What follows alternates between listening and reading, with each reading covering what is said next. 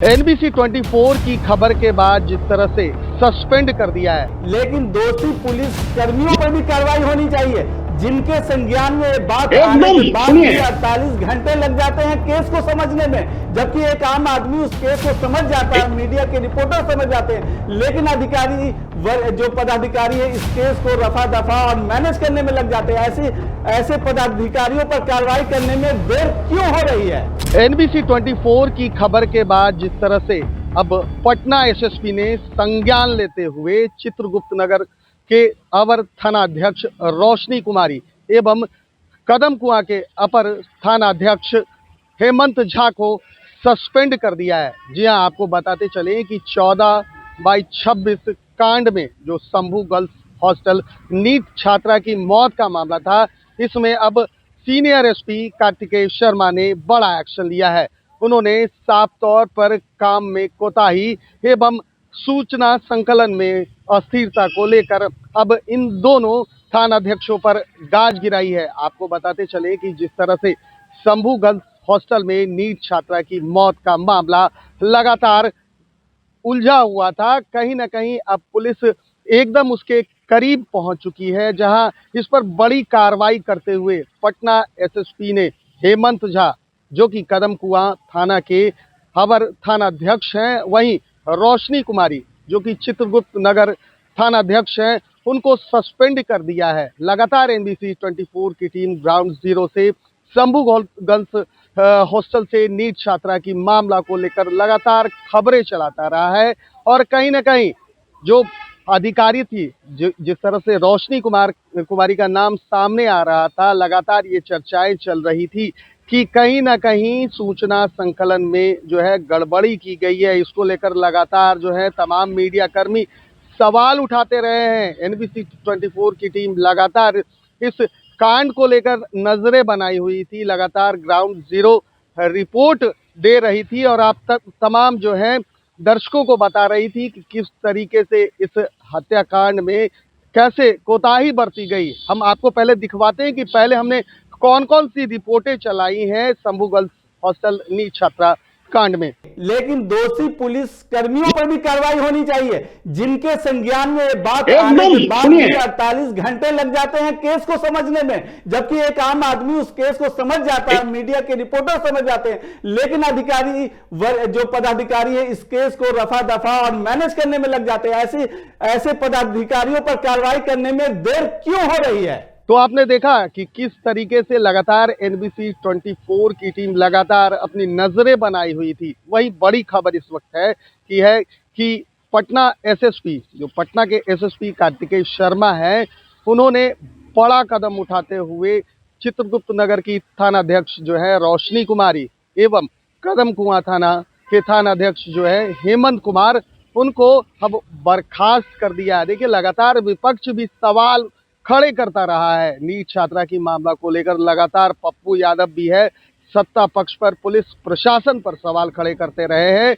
वहीं अगर राजद की बात कर ली जाए तो राजद ने साफ तौर पर कहा था कि महिलाएं, बच्चियां यहाँ सुरक्षित नहीं है, लेकिन NBC 24 की खबर का असर अब दिखने लगा है। जिस तरह से लगातार ये चर्चाएं चल रही थी कि आखिर दोषी अधिकारियों पर कार्रवाई कब होगी, तो वो कार्रवाई अब हो गई है और पटना के सीनियर SP कार्तिकेय शर्मा ने बड़ी कार्रवाई करते हुए चित्रगुप्त नगर एवं कदम कुआं के अपर थानाध्यक्ष को सस्पेंड कर दिया है। बने रहिए NBC 24 के साथ, पल पल की खबर हम आपको इस केस से संबंधित देते रहेंगे। कैमरा पर्सन गोलू के साथ सुधेंदु रमन, NBC 24 पटना। चाल खेला है, बिहार पुलिस का दामन को दागदार बनाया है कि हमारी बिहार की बेटियों का मान सम्मान के साथ खेलने वाले दुर्दांत अपराधी ये हिम्मत कैसे जुटाया? क्या शंभू हॉस्टल पर अगर आरोप सिद्ध हो जाते हैं उसके मालिक पर, उसके केयरटेकर पे, तो क्या बुलडोजर सरकार चलाएगी उस हॉस्टल पर? ये सरकार को मत नोचिए, बेटी को न्याय दिलाने के लिए काम किए, चाहे कोई भी पॉलिटिकल पार्टी। पानी का पानी होगा। सुन लीजिए, रोशनी जी को इस बात के लिए सजा जरूर मिलेगी। जो थाना प्रभारी है उन कैसे पहुंच रही है, आखिरकार मिसलीड तो नहीं कर रही है, साक्ष्य तो नहीं मिटा रही है। DGP का इतना लूज होना यह अच्छा नहीं लगता है। लालच देती है, ये परिजनों ने कहा है, लेकिन नीलम कहाँ है? उनके दोनों बेटे कहाँ हैं? डोजर से जो है ना दोज करेगी, जमीन दोज करेगी हमारी सरकार। रोशनी कुमारी चित्रगुप्त नगर थाना की एसएचओ, उन्हें ये कहा कि आपको 10 साल के बाद पता चलेगा। इस तरह से मिसलीड किया वरीय पदाधिकारियों को, यह हमारे बिहार के लिए ही नहीं पूरे देश में एक गलत मैसेज दिया हम लोग। और वही जांच टीम के साथ चल रही है, वहीं पर मैं आ रहा हूँ। नमस्कार, एमबीसी 24 के खास कार्यक्रम में आपका स्वागत है। मैं हूं आपके साथ फिरोज और हम बात कर रहे हैं पटना में नीट छात्रा मौत मामले में अब तक क्या कुछ हुआ, किस तरह से ये जांच चल रही है और क्या घटना अभी तक घटित है, उसकी जानकारी हम आपको दे रहे हैं। नीट छात्रा की मौत की गुत्थी अभी सुलझी नहीं है। जांच के दौरान सवालों के घेरे में आई चित्रगुप्त नगर की एसएचओ रोशनी कुमारी एसआईटी की टीम के साथ क्यों घूम रही हैं? नीट छात्रा के रेप और संदेहास्पद मौत मामले में बनी एसआईटी को निष्पक्ष जांच के निर्देश दिए गए थे, लेकिन जांच के दौरान कुछ ऐसी तस्वीरें सामने आई जिसे देख अब जांच पर ही संदेह होने लगा है। इस मामले की जांच के लिए बनी एसआईटी में कमजोर वर्ग की एडीजी, आईजी स्तर के अधिकारी, एक महिला डीएसपी, एक इंस्पेक्टर रैंक के अधिकारी और एक दरोगा रैंक के पदाधिकारी को शामिल किया गया है। टीम को एक साफ निर्देश दिया गया है कि वो निष्पक्ष तरीके से जांच कर मुख्यालय को रिपोर्ट सौंपे। इसी के तहत पटना एसएसपी से लेकर एएसपी सदर और चित्रगुप्त थाने की एसएचओ को जांच से अलग रखा गया है। इस लिस्ट में नाम उनका नहीं है। इसके बावजूद जब SIT team Rajendra Nagar terminal के पास स्थित सहजानंद सर्जरी क्लिनिक और प्रभात मेमोरियल अस्पताल में जांच के लिए पहुंची तो एसआईटी के साथ चित्रगुप्त नगर की एसएचओ रोशनी कुमारी और एएसपी सदर अभिनव भी मौजूद दिखे। कि क्या इस पूरे मामले में जिम्मेदार अधिकारियों पर कार्रवाई होगी या फिर यह सवाल भी जांच की बड़ी बड़ी फाइलों में दब कर रह जाएगा? तो चलिए अब बताते हैं कि आपको आला अधिकारी, पुलिस के आला अधिकारी इस पूरे मामले में क्या अभी तक उन्होंने बयान दिया है, क्या जानकारी दिया है, वो आपको सुना देते हैं। साथ ही राजनीतिक गलियारों से क्या प्रतिक्रियाएं आ रही हैं वो भी आपको सुनाते हैं। अभी वो जांच का मामला है और जांच का विषय है, तो जब तक पूरी जांच नहीं कंप्लीट हो पाएगी तब तक हम लोग उसके बारे में आपको अपराध कर करके बच जाए यह असंभव है। इस सरकार में हमारी अपराध के खिलाफ जीरो टॉलरेंस की नीति है शुरू से ही, और उसको जो है कायम रखे हुए हैं, आगे भी ऐसे रहेगा। किसी भी प्रकार का कोई भी अपराधी होगा, अपराध करेगा तो उसको सजा मिलेगी। सवाल ये है कि इतनी देर क्यों हुई जांच में, और एसआईटी गठित करके सरकार इसको लीपापोती करती है, लेकिन एसआईटी के रिपोर्ट अभी भी मैं कहता हूं कि सरकार नहीं ला पाएगी। वो ऐसे लोगों के मददगार बने हुए हैं और जिनकी भी संलिप्तता है उनको जांच और जांच का जो दिशा है उसको भटकाने के लिए शासन और प्रशासन पूरी तरह से सक्रिय है। चलिए इस तमाम मुद्दों पर चर्चा करने के लिए हमारे साथ कुछ मेहमान जुड़े हुए हैं, उनसे आपका पहले तारुफ करा देते हैं। भूपेंद्र यादव जी हैं बीजेपी से, साथ ही डॉक्टर कौशलेंद्र नारायण है, क्रिमिनल केसेस के वरीय अधिवक्ता हैं पटना हाईकोर्ट के, और इसके अलावा शिवम राज हैं, संवाददाता हैं जो शुरू से इस पूरी खबर को कवरेज दे रहे हैं, वो भी हमारे साथ जुड़े हैं। आप तमाम मेहमानों का बहुत बहुत स्वागत हमारी इस चर्चा में। शुरुआत करते हैं भूपेंद्र यादव जी आपसे कि जिस तरह से विपक्ष ने आज अब सड़क पे प्रदर्शन देखने को मिल रहा है, पहले परिजन थे, कुछ लोग भी लगातार इसको लेकर सवाल उठा रहे थे, अब विपक्ष भी सवाल उठा रहा है कि विपक्ष का साफ तौर पे कहना है कि एसआईटी की जो रिपोर्ट है वो सरकार नहीं आने देगी। कितना दम है? देखिए फिरोज भाई, मैं बता दूं आपको कि बेटियों की सुरक्षा पर राजनीति करने की आवश्यकता नहीं होनी चाहिए, क्योंकि यह बहुत संवेदनशील मुद्दा है रे भाई। हमारी बिहार की बेटियों के साथ इस तरह का दुर्दांत घटना का अंजाम देने वाले दुर्दांत अपराधी एकदम नहीं बचेंगे। एसआईटी के गठन हो चुकी है और हमारी सरकार इस पर पूरी तरह से एकदम संवेदनशील है। हमारे आदरणीय गृह मंत्री जी ने भी इस पर संज्ञान लिया है, आदरणीय डीजीपी महोदय इस पर नजर बनाए हुए हैं, और हमारे पटना के एसएसपी, हमारे जितने भी पदाधिकारी, यह जो है ना इतनी बड़ी घटना है कि इस घटना को हम लोग छोटा नहीं समझ रहे हैं, क्योंकि हमारी बिहार की बेटियों का मान सम्मान के साथ खेलने वाले दुर्दांत अपराधी ये हिम्मत कैसे जुटाया, क्योंकि जीरो टॉलरेंस की नीति है हमारी इस मामले में। इसलिए एकदम पूरे परिवार के साथ हम लोग, हमारी सरकार उनके साथ खड़ी है, किसी प्रकार की दिक्कत नहीं होगी। एसआईटी टीम की गठन हो गई है इसमें एकदम जो है ना, आप देखिएगा बहुत जल्द 4-5 दिन के अंदर में जितने भी टेक्निकल रिपोर्ट आने थे सब आ जाएंगे, और 4 से 5 दिन के अंदर में, और हाफ काउंटर तो स्टार्ट है हमारे प्रदेश के अंदर में। तो दुर्दांत अपराधी को ये समझना होगा और एकदम नहीं बचेंगे, किसी कीमत पर हम लोग इस मामले में समझौता नहीं करेंगे। जीरो टॉलरेंस की नीति हमारी, और हमारी बेटियों का मान सम्मान की बात है, इस पर भारतीय जनता पार्टी और एनडीए की डबल इंजन की सरकार एकदम नहीं बैठेगी मेरे भाई। उनको एकदम कानून को अंदर में ला करके, जमीन से निकाल करके उनको जो है ना ऐसी सजा दी जाएगी कि आने वाला फ्यूचर में बिहार की धरती पर कोई भी दुर्दांत अपराधी इस तरह का हिम्मत न कर पाए कि किसी भी बेटी को छेड़खानी भी कर सके। चलिए, तो अब देखिएगा बहुत जल्द इसका जो है ना हम लोग निर्णय एकदम आ जाएगी। ठीक है भूपेंद्र यादव जी, आपने अपनी बात रख दी, आपके पास फिर से लौटेंगे हम जरूर। कांग्रेस की हमारे साथ निधि पांडे भी जुड़ने वाली हैं, टेक्निकल प्रॉब्लम हो रहा है, उनको भी जोड़ेंगे हम आगे चल के। फिलहाल चलते हैं डॉक्टर कौशलेंद्र नारायण जी, आप क्रिमिनल केस देखते हैं, हाईकोर्ट में वरिष्ठ अधिवक्ता हैं, इस केस को अब आप किस तरफ जाते देख रहे हैं? खासकर एसआईटी की टीम अब जांच कर रही है, सवालों के घेरों में जो एसएचओ थी रोशनी कुमारी, वो उस एसआईटी टीम के साथ लगातार नजर आ रही हैं, जिनके जांच पर संदेह था और सवाल उठे, मीडिया में सवाल उठे और परिजन ने आरोप लगाया कि केस को रफा दफा करने की कोशिश की जा रही है, अब वही जांच में नजर आ रही है। किस तरह से इसको देखते हैं आप? सर्वप्रथम मैं धन्यवाद देता हूं आपको फिरोज जी। रही बात आपने पूछा हमसे कि एसएचओ जांच में घूम रही है और एडिशनल एसपी पटना का कुमार अभिनव घूम रहे हैं। आपको ये पता होना चाहिए कि जब घटना घटी थी तो सर्वप्रथम मैंने ही मीडिया में आकर के और कानूनी पहलुओं का विश्लेषण किया और मैं ये बताया था कि जो चित्रगुप्त नगर का थाना प्रभारी है, एसएचओ है, और सदर एएसपी जो है एडिशनल एसपी, वो पाक साफ नहीं लगते हैं। द मैटर टू के सीरियसली टर्न। तो एक दिन चला, 2 दिन चला, तीसरा दिन मूवमेंट पकड़ा। फिर आपने हमको स्टूडियो में बुलाया, मैंने कहा कि सरकार एसआईटी या सीबीआई जांच के लिए रिकमेंड करे। तो और खासकर मैं बताना चाहता हूं कि संदर्भ में मैं बार बार बोला था कि बिहार के ईमानदार अफसर, बिहार के ईमानदार डीजीपी, जिनके ऊपर एक सवाल भी कोई नहीं खड़ा कर सकता है, विनय कुमार जी, बहुत तेज तरह टेक्निकल आईपीएस, उसके पहले आईटीएन रहे हैं। पटना का एसपी कार्तिकेय जी भी बहुत अच्छे आईपीएस माने जाते हैं, इनकी ईमानदारी पर कोई शक नहीं कर सकता है।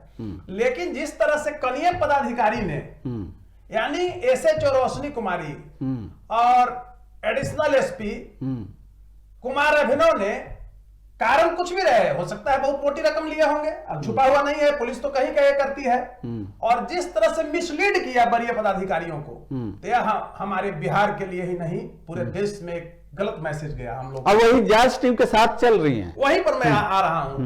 यह अमानवीयता, क्रूरता तथा पाशविकता का नग्न प्रदर्शन किया है, यानी रक्षक ही भक्षक बन गया है। जब लड़की के गार्जियन पूरी घटना को एफआईआर हुआ था, और नीलम अग्रवाल जो मालकिन है वो पकड़ा के गई थी थाने में, तो वहीं से उसको पकड़ के बंद कर देना चाहिए था, छोड़ना नहीं चाहिए था।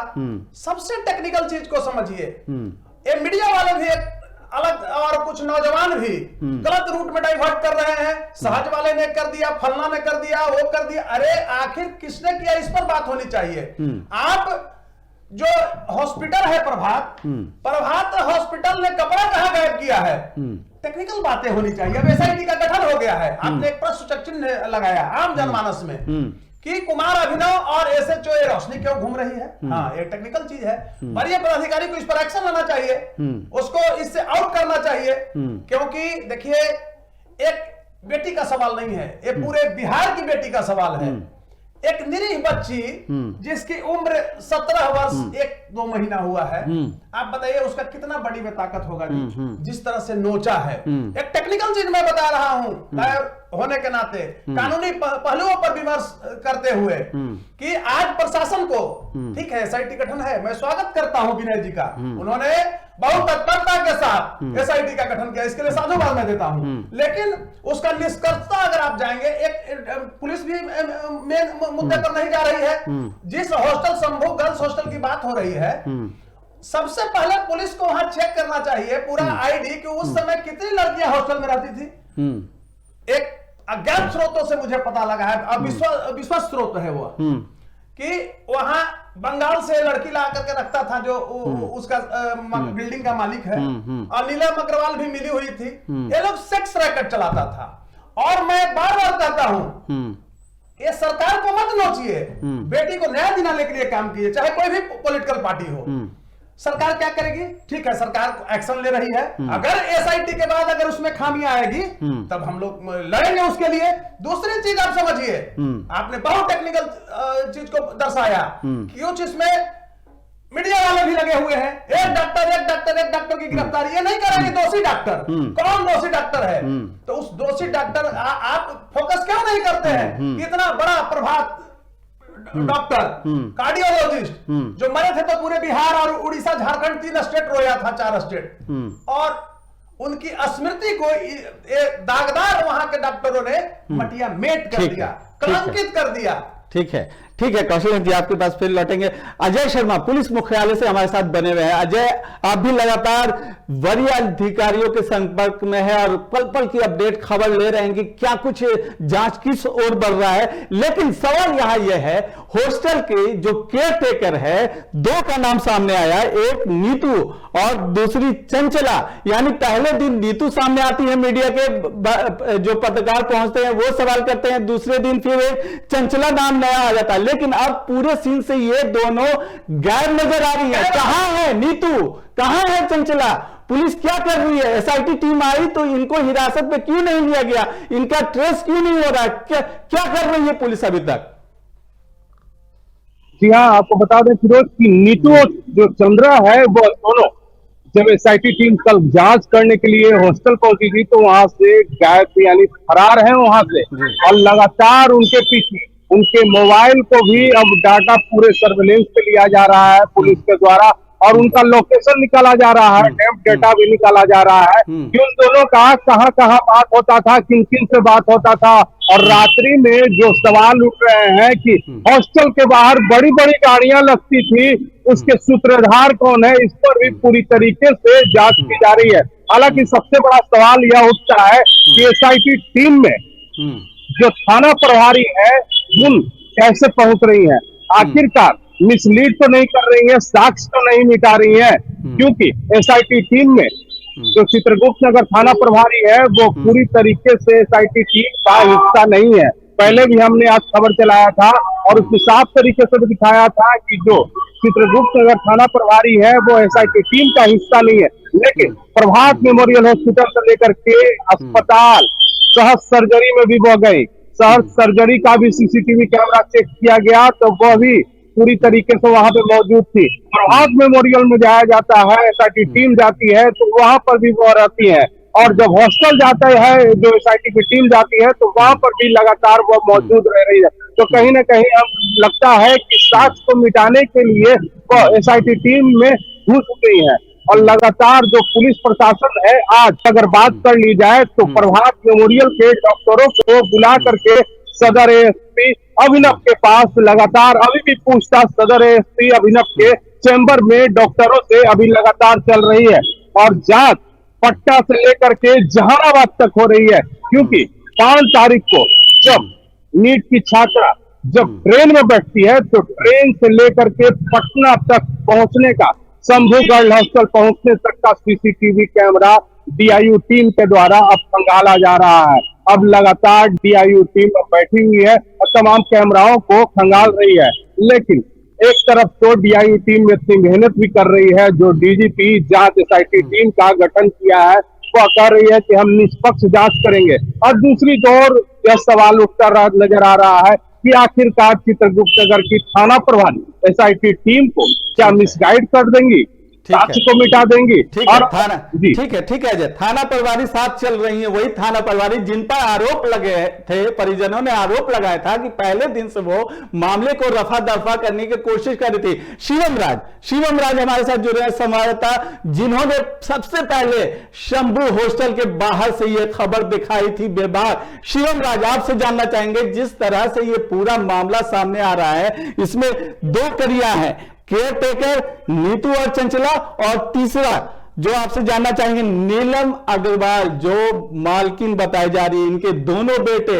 और जब दूसरे दिन हॉस्पिटल इसी नीलम अग्रवाल पे आरोप लगा था परिजनों ने कि ये हॉस्पिटल पहुंचती है और मामले को रफा दफा करने के लिए परिजनों पे दबाव डालती है, लालच देती है, ये परिजनों ने कहा है। लेकिन नीलम कहां है, उनके दोनों बेटे कहां हैं?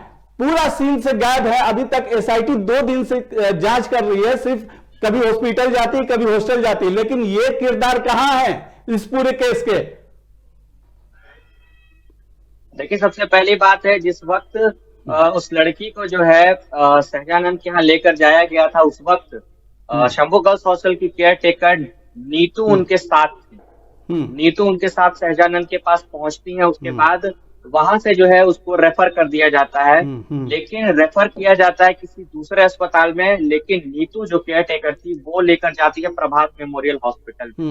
उसके बाद जो है नीलम अग्रवाल प्रभात मेमोरियल हॉस्पिटल पहुंचती हैं।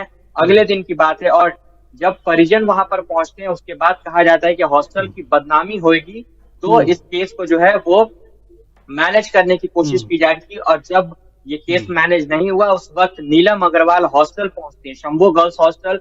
उसके बाद बताया गया कि वो सबसे पहले जाकर जो है सीसीटीवी फुटेजेस चेक कर रही थी। यानी कि 5 तारीख से 6 तारीख का सीसीटीवी फुटेजेस वो चेक कर रही थी नीलम अग्रवाल, और 10 बजे की बात का जो सीसीटीवी फुटेज है वो गायब है। तो यहाँ सबसे बड़ा सवाल यही उठता है, और नीलम अग्रवाल इसमें मुख्य तरीके से जो है आरोपी पाए जा रही है, क्योंकि सवाल उन पर ही उठ रहा है कि जब वो सीसीटीवी फुटेज चेक कर रही थी, क्या उसके साथ कोई टैंपरिंग की गई है, छेड़छाड़ की गई? क्योंकि जिस रात के 10 बजे सवाल अभी तक क्यों नहीं किया गया? शिवम कहाँ है, नीलम कहाँ? यही तो सवाल है, कहाँ है वो? ये सवाल तो एसएचओ रोशनी कुमारी से पूछना चाहिए, क्योंकि जिस वक्त उनको हॉस्पिटल से थाने लेकर आया गया था, उनको छोड़ क्यों दिया गया? हिरासत में लेकर पूछताछ क्यों नहीं गई? पूछताछ क्यों नहीं की गई है? संदेह के आधार पर ही कम से कम हिरासत में लेकर उनसे पूछताछ करनी चाहिए थी, क्योंकि अगर सुसाइड का मामला ये पुलिस एंगल से देख रही थी, तो सुसाइड के मामले से भी सबसे पहले हॉस्टल संचालक और हॉस्टल के केयर टेकर पर आरोप लगता है, उनके खिलाफ एफआईआर दर्ज होती है। लेकिन अगर एफआईआर भी दर्ज हुई थी तो वो 0, यानी कि अननोन के खिलाफ एफआईआर दर्ज हुई थी। तो आखिर अननोन के खिलाफ एफआईआर दर्ज क्यों हुई? सबसे पहला सवाल तो ये है, एसएचओ को इसका जवाब देना चाहिए। और नीलम अग्रवाल को छोड़ क्यों दिया गया और अभी तक उसकी तलाश क्यों नहीं हुई है, उसको हिरासत में क्यों नहीं लिया गया है? दोनों केयर टेकर कहाँ है? ठीक है, अभी तक हिरासत में क्यों नहीं लिया गया है, क्यों नहीं उनसे सवाल हो रहा है? भूपेंद्र यादव जी, बिल्कुल ईमानदारी से, ठीक है, पॉलिटिक्स सियासत अपनी जगह है, इंसानियत को शर्मसार करने वाली ये घटना है। पहले दिन से जिस तरह से पुलिस की जो नियत दिखी, जिस तरह से परिजन आरोप लगा रहे, बिल्कुल शर्मसार करती है। एक बात बड़े ईमानदारी से, और पूरा बिहार जाना चाहता है, पूरा बिहार नहीं पूरा देश जाना चाहता है, क्या शंभू हॉस्टल पर अगर आरोप सिद्ध हो जाते हैं उसके मालिक पर, उसके केयरटेकर पे, तो क्या बुलडोजर सरकार चलाएगी उस हॉस्टल पर? क्या होगा कार्रवाई? ऐसा देखिए फिरोज जी ऐसे आरोपियों पर?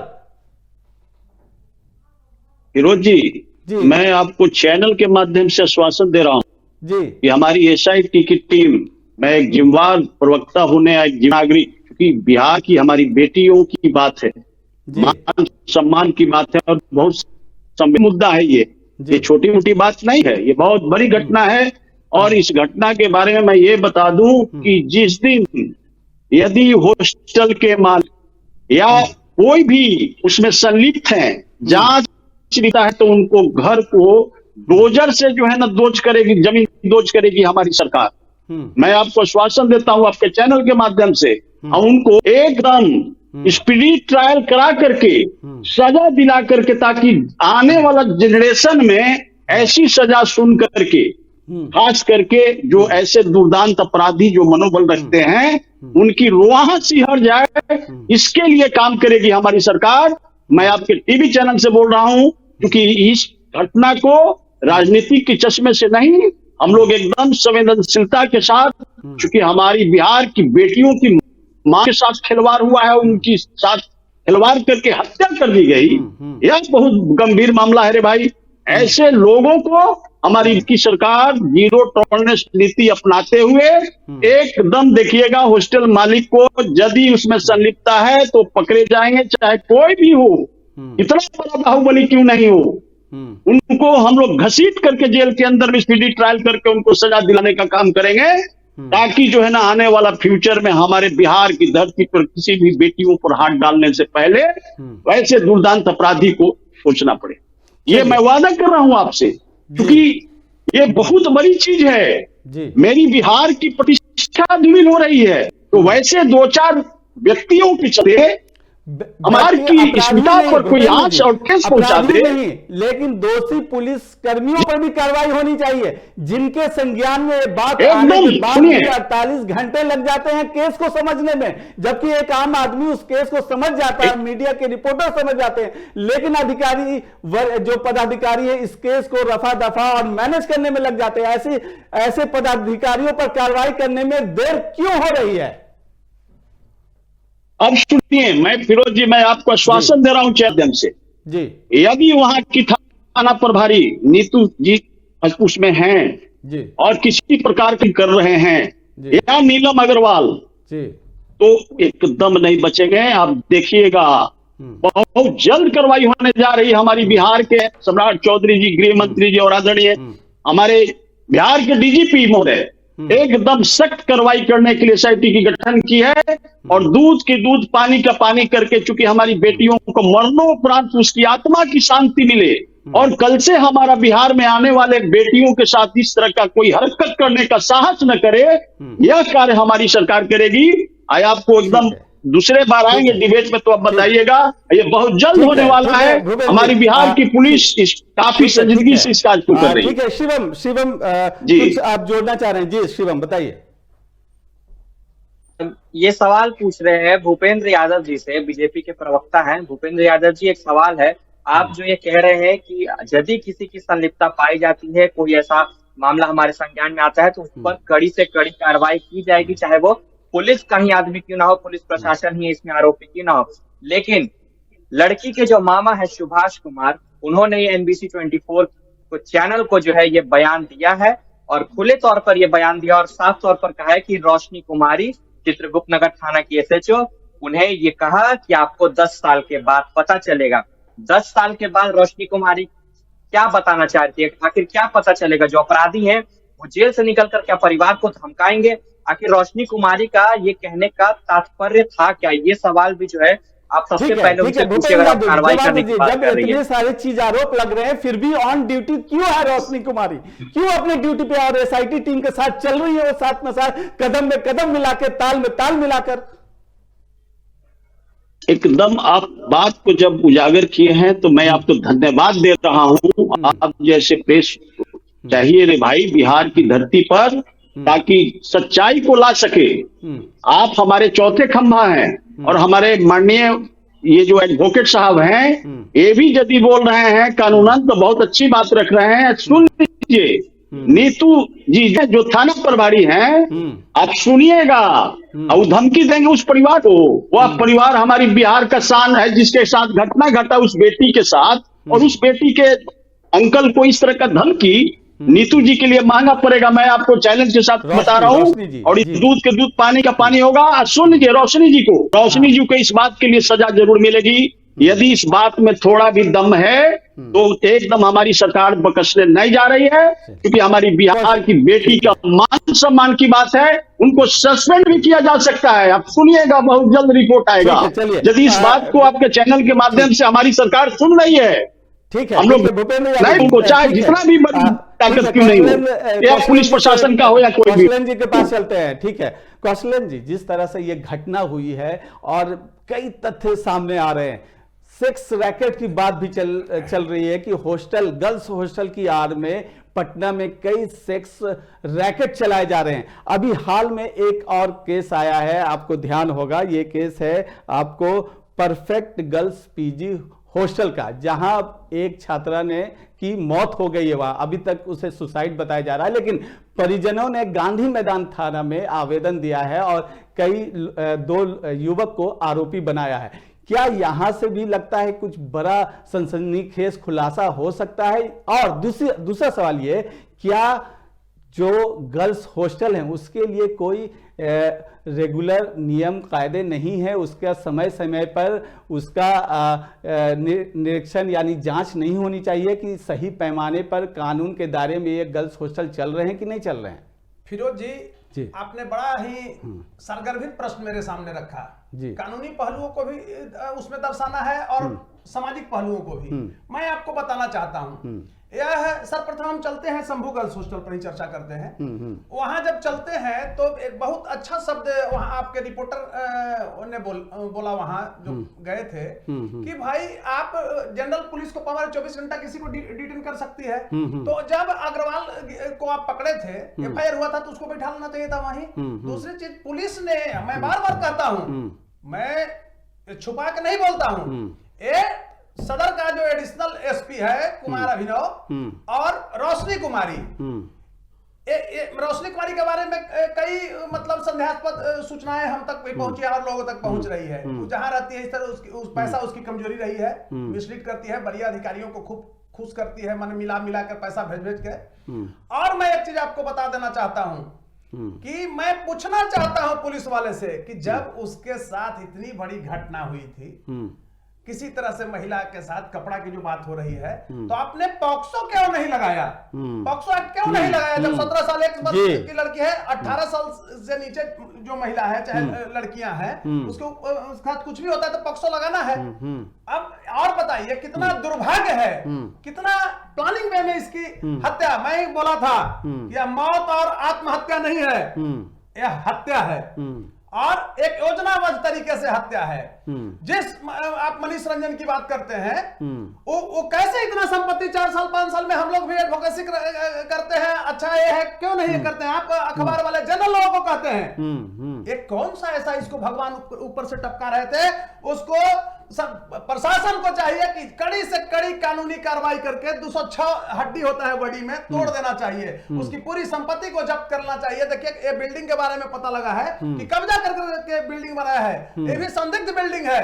दूसरी चीज, तीसरी बिंदुओं पर अगर हम आते हैं तो वहां बढ़िया पदाधिकारी लोग पुलिस के नहीं जा रहे हैं। उस हॉस्टल में कितनी लड़कियां उस दिन थी, उसका कितना पता है? ये सार्वजनिक होना चाहिए। और मुझे ज्ञात हुआ है, विश्वास सूत्रों ने बताया है कि वो लड़की बाहर से बुला करके रखती थी और कुछ लोगों को जो धनवान थे, पैसे वाले, अब उसमें मैं नाम किसी का नहीं लूंगा, उन लोगों के लड़की बिजनेसमैन को, फलाने को बहुत सारे लोग हैं, पैसे उसको ये सप्लाई लड़की करता था। तो ऐसे दरिंदा मनीष रंजन देखने में हूं लगता है कैसा क्रिमिनल टाइप का, और वह हर्ष फायरिंग किया, पुलिस अभी तक नहीं किया। सामान पब्लिक को एक बेचारा मोटरसाइकिल से रोड पर पुलिस वाला उलझता है, चाहे किसी से मारपीट हो गया, पुलिस लगता है कितना बड़ा अपराधी है, उसको पकड़ के बंद कर देती है। हेलमेट आप लेकर जाइए, 3 किलोमीटर तक पटना पुलिस खदेड़ेगी। आज नीतू और चंचला कहां है? आज नीलम अग्रवाल कहां छुपी हुई है? तो इसके लिए कौन दोषी है? क्या ये पब्लिक दोषी है? Not only the public but the Patna police, Bihar police also is guilty. और इसके लिए कड़ी से कड़ी सजा। और मैं बता रहा हूं कि जो द मैटर 2 के सीरियसली टर्न हुआ है, तो इसके लिए दोषी सिर्फ और सिर्फ रोशनी कुमारी है और एडिशनल एसपी है।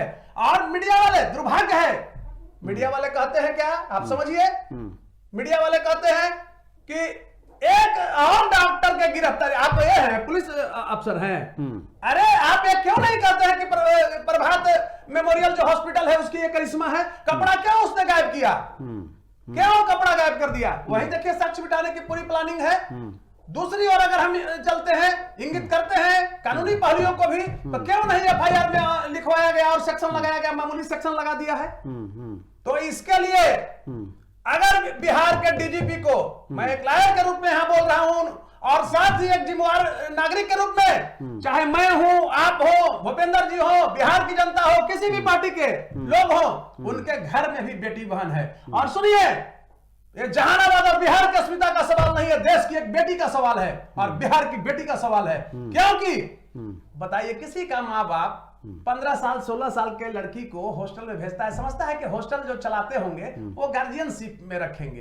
खासकर महिला जो संचालिका है उसको लोग प्रीफर करता है कि वो माँ जैसी, बहन जैसी ट्रीट करेगी। तो आज ऐसा दरिंदा वो संचालिका जो है, पुलिस क्या कर रही है भाई? इतना बड़ा बड़ा अपराधी गिरफ्तार हो जाता है। ये साक्ष्य मिटाने की भरपूर कोशिश है। अभी कुछ लोग देखिए लॉयर हैं तो सारे लोगों से सूचनाएं मिलते रहती है। एक आदमी ने कहा कि इस पे करोड़ों का खेल हुआ है। थाना प्रभारी और एडिशनल एसपी पटना का बिक गया है कंकड़बाग का, तो इसके लिए कौन दोषी है? मैं आपसे ये सब प्रश्न करता हूं। इसके लिए वरीय पदाधिकारी दोषी हैं। मैं नहीं कहता हूं कि अभी ठीक है आप थाना प्रभारी क्यों घूम रही है? एसआईटी टीम जो है स्पेशल इन्वेस्टिगेशन टीम के साथ वह क्यों घूम रही है? आप अगर उसको पूछना ही था तो उससे भी पूछताछ करते, साइड में ले जाकर अकेला में पूछते। आप क्यों स्पॉट पर ले जा रहे हैं? बहुत बड़ा गंभीर मुद्दा यह है।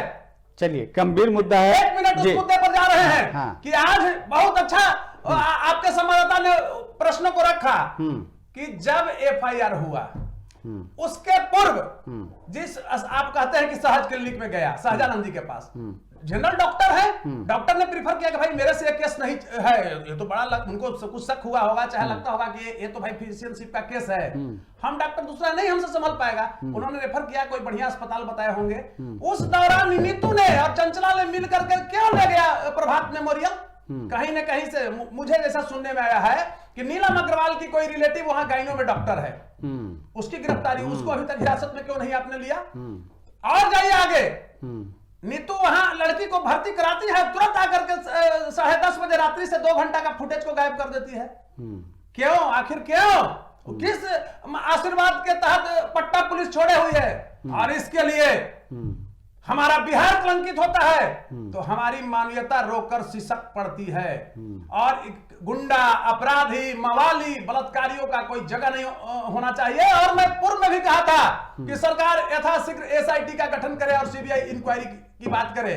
और उसी दिन 1 बजे यहां विमर्श हुआ था, शाम में नोटिफिकेशन निकला था कि एसआईटी का गठन हुआ है। हमको भी थोड़ा सा अच्छा लगा कि कहीं अरे भाई बलात्कारी को तो एकदम समझिए कि अगर ये लिबर्टी होता, कंट्री मोनार्की होता तो पत्थर मार करके सरकलम कर देता चौराहा पर। लेकिन हमारा डेमोक्रेटिकल स्ट्रक्चर में कानून है, जुडिशियरी है। ठीक है, कानून के तहत सजा मिलेगी, लेकिन जल्द से जल्द सजा मिलनी चाहिए। वक्त की कमी है, क्लोजिंग कमेंट लेंगे सबसे बारी बारी 30-30 सेकंड में। अजय, क्या किस ओर जांच चल रही है? अभी भी पूछताछ हो रही है डॉक्टरों से, और आने वाले दिनों में जो केयर टेकर है, नीलम है, ये लोग कब शिकंजे में आ जाएंगे? क्या उम्मीद लग रही है? 30 सेकंड जल्दी।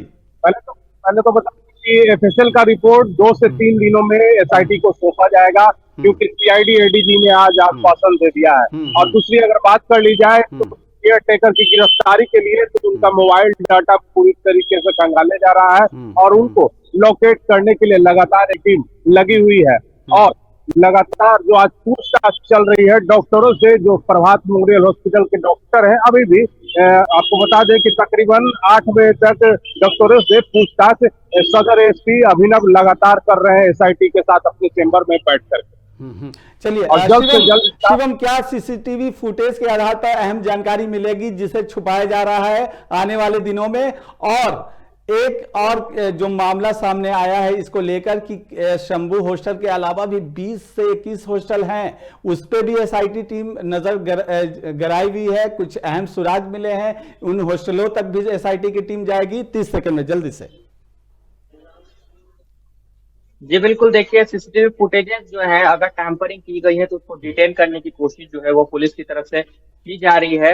और अगर बात करें शंभू गर्ल्स हॉस्टल के दूसरे ब्रांचेस की, तो फिलहाल अभी हमें ये जानकारी मिल रही है कि जो अधिकतर ब्रांच है उसमें से गार्जियंस ने अपने अपने बच्चों को जो है निकाल लिया है। जिस वक्त हम शंभू गर्ल्स हॉस्टल पे गए थे उस वक्त भी कुछ लोग आए हुए थे जो अपने घर वालों को, अपनी बहन को जो है घर ले जा रहे थे। यानी कि धीरे धीरे जो है शंभू गर्ल्स हॉस्टल से जो लड़कियों का जाना है वो शुरू हो चुका है। लेकिन अब देखना होगा कि पुलिस जो है किस तरीके से जांच करती है, क्योंकि उसी रोड में जहाँ ये शंभू गर्ल्स हॉस्टल है उसके 4 बिल्डिंग के बाद जो है दूसरा ब्रांच भी है, तो पुलिस जो है वहां पर भी जांच कर रही थी।